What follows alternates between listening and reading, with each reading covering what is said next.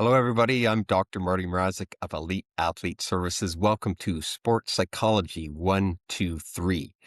One athlete, 2 minutes, 3 questions, where we dive into the world of mental wellness and performance in today's athletes. Today is my very special guest, Mackenzie Mrazik. She is a 3-time all-conference player, academic all-Canadian. Way to go on the Scholar Athlete, and the reigning Defensive Player of the Year. Mackenzie, welcome to the show. Thanks for having me today. I'm really excited to be here. So tell us, before we get into the 1-2 segment of the show, just tell us a little bit about yourself. You're a senior going into your senior year. What are some of the things that you think about or that you're preparing for in terms of the mental part of your game going into this year? Yeah, that's a good question, and definitely one that has changed depending on the year, depending on the season. And I think when you're a college athlete going into your last year, you feel you have things under control physically, you know your game. And I think that's a part of the trap that I don't want to fall into. So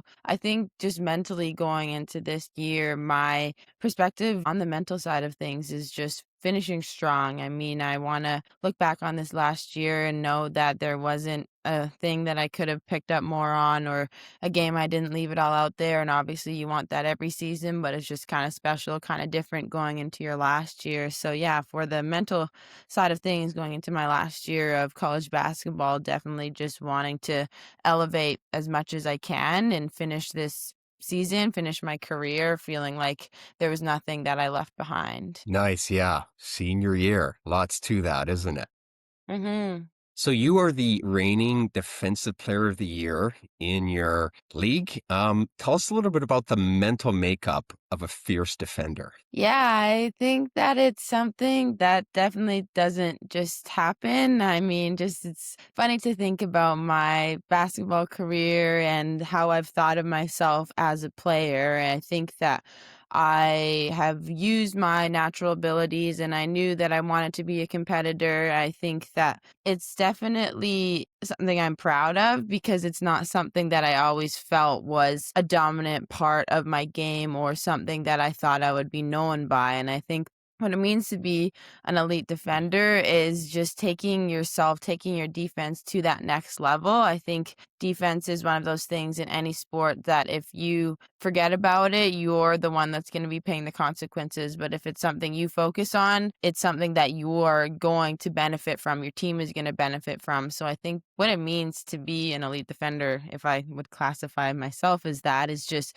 being willing to take that step to invest in defense, not only physically, but mentally, because I think looking back at it, that's not something a lot of players focus on. It's not something a lot of players in any sport maybe strive to be known for. It's maybe about points or other records and stuff. I think that defense is one of those things it's really easy to be successful at if you work for it because it's not something a lot of people are maybe willing or thinking about putting in the most effort for.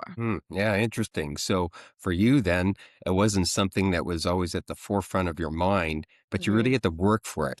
You really had to dive into what it means to be a good defender and really focus on that. It wasn't something some people maybe have those natural defensive abilities, but for you, you really worked on it and it evolved. And because you worked on it and evolved, it really became something that was special to you. And obviously, you found a lot of success. Exactly. Excellent. So we are going to dive into the 1, 2, 3 portion of the show. One athlete, 2 minutes, 3 questions. So how this is going to work is that when I'm going to read you the questions, you have 2 minutes. So we want to have you just give us your quick hitters here. And I know we could spend hours talking about probably each question here, but we're looking for some quick hitters here. So I'm going to read a question. We'll start the timer and then we'll go through that. And then at the end of the 2 minutes, we'll wrap things up. How does that sound?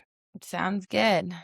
All right, so here we go. I'm going to start my timer. So before we get into that, we're going to be talking about confidence today. And I have a little note here. Confidence, we would define it as the unshakable belief in oneself, having certainty in your ability to compete and knowing how to play with an edge. Sure, different people view confidence differently, but that's how we're going to define it. So here we go. Question number 1 is true or false? Great athletes feel confident all the time. Oh, I feel like I'm in a test right now. I would say false. I don't think that great athletes feel confident all the time. I think you have to define confidence in a way that it is structured, that it's attainable at all times. I think it's something you should strive to have because it obviously is a great base for your game, for your leadership, and all that. But I don't think it's something that, in a traditional sense, great athletes are feeling or wanting or being able to feel all the time. Okay. So, bit of a myth there that you have to feel confident in order to be this elite athlete. You're saying, no, you don't think so. Mhm. Interesting. All right. Question number two. What are some myths that young athletes have about confidence? Yeah, I think the biggest thing is that confidence is solely a mental resilience battle. I think the thing that works best for confidence is living it out physically too. I think when I used to think about confidence, I thought it was only kind of up in your head. You knew you were confident and that was enough. It kind of was dependent on what's in your own head. But something that I've really learned and that has really been helpful for me is how are you physically demonstrating confidence? I think it's a myth that you cannot get confidence sort of by what you do physically and that it's only a mental thing. I think what I've really learned is that you can trick yourself into feeling confident. You can help other people around you be confident. So I think that biggest myth is that confidence is an internal battle. I think you have to be willing to have it manifest physically in order for it to be sort of reinstated or instilled really well into your game physically, is just by being willing to sort of take those steps to exude it physically and in order to instill it mentally. Interesting. So, confidence is not just mental, it's also physical. We got Mhm. about 35 seconds left here. Best strategies a young athlete can do to build confidence. Yeah, kind of going back on that last point, you have to be looking confident to feel confident. I think body language is the biggest thing. People are good at reading other players. So if someone looks down, if someone is looking in their head, they're going to just kind of internalize that and go deeper into that hole. You can be confident just by deciding you want to look confident. It seems sort of simple, but that's kind of how straightforward it is. If you have that confident body posture, if you refuse to let physical circumstances define how you hold yourself, that confidence is going to carry you a long way. Fantastic. Again, that's real emphasis on you can build confidence just by acting confidently, just by physically feeling confident. Fantastic. Some great thoughts from Mackenzie Mrazik. Thank you for joining us today. All the best in your senior season. Thank you so much. This was awesome. Thanks for having me.